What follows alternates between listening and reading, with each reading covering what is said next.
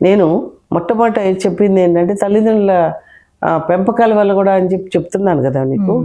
ఒక చిన్న ఉదాహరణ, ఒక పిట్ట కథ. కానీ పిట్ట కథే కానీ అది వాస్తవం. అదేంటంటే ఒకానొక కాలంలో ఒక రాజ్యంలో గజ దొంగని రాజభటులు పట్టుకున్నారు. వాడు భయంకరమైన లూటీలు చేయటం, మానభంగాలు చేయటం ఏంటి, మరి హత్యలు చేయటం ఏంటి, ఇట్లా చేసిన గజ దొంగ అంటేనే అది. పట్టుబడ్డాడు రాజుగారు. నగరం నడిబొడ్డున పెట్టి ఉరి తీయండి అన్నారు. అప్పుడు అందరూ చూసి వాళ్ళల్లో ఆ ఉరి తీసే ఇది చూసి, అమ్మో మాకు కూడా ఈ శిక్ష పడుతుంది, అందరూ మేము జాగ్రత్తగా ఉండాలి. అప్పుడు మీడియా లేదు కదమ్మా, అందుకని వాళ్ళు అలా శిక్ష వేశాడు.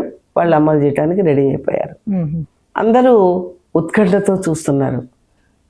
రాజుగారు అన్నారు, ఆఖరిగా నీకేమన్నా కోరుకుంటే చెప్పు, తీరుస్తావా అన్నాడు. అంటే మా అమ్మని చూడాలనుంది అన్నాడు. ఆ తల్లిని రప్పించారు. ఆ తల్లి కూడా ఏడుస్తా, నాన్న 25 ఏళ్ళకే నీ ఆయుష్ తీరిపోతుంది అయ్యా, బిడ్డ నా కడుపు కోత మిగులుస్తున్నావు కదరా అని ఏడ్చుకుంటూ దగ్గరికి వచ్చింది. అమ్మ దగ్గరికి రా అన్నాడు. ఏంటి నాన్న బిడ్డ అని చెప్పని ఏడ్చుకుంటూ దగ్గరికి వెళ్ళిన తల్లి మొహాన ఉమ్మేశాడు.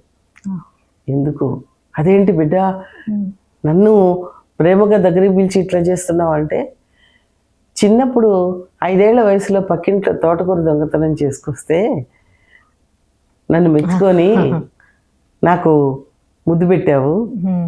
అది నా మనసులో నేను చేసిన పని కరెక్ట్ అనిపించింది.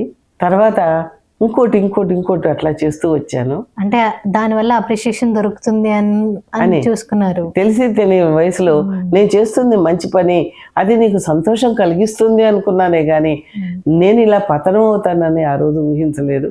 అలవాటు పడిపోయాను. ఈ మార్పుకి అంటే వాడికి తప్పు అని తెలియలేదు. ఆ ఏజ్ లో అది తప్పు అని చెప్పేవాళ్ళు లేరు.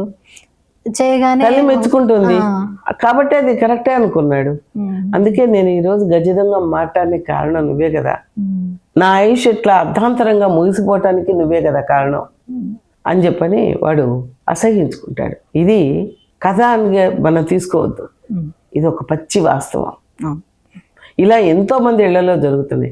తప్పు పని చేసినా కూడా వాళ్ళని నెత్తినెక్కించుకోవడం, ఎవరైనా పిల్లలతో గొడవ పడితే కూడా అరే ఏంటి మా అబ్బాయి జోలికి వచ్చావు అంటారే కానీ నాన్న నువ్వు అలా తప్పు చేయకూడదు, వాళ్ళ దాన్ని నువ్వు ఆశించొద్దని చెప్పేవాళ్ళు తల్లిదండ్రులు ఎంతమంది ఉంటున్నారు. లేదు తప్పు చేస్తుంటే ఏముందిరా నీకు ఇంకోటి తెచ్చిస్తాంలే అని మళ్ళీ గారాబంగా తెచ్చిస్తారు. వాడికి విలువ ఎక్కడి నుంచి తెలుస్తుంది? డబ్బు విలువ తెలియాలి, కష్టం విలువ తెలియాలి.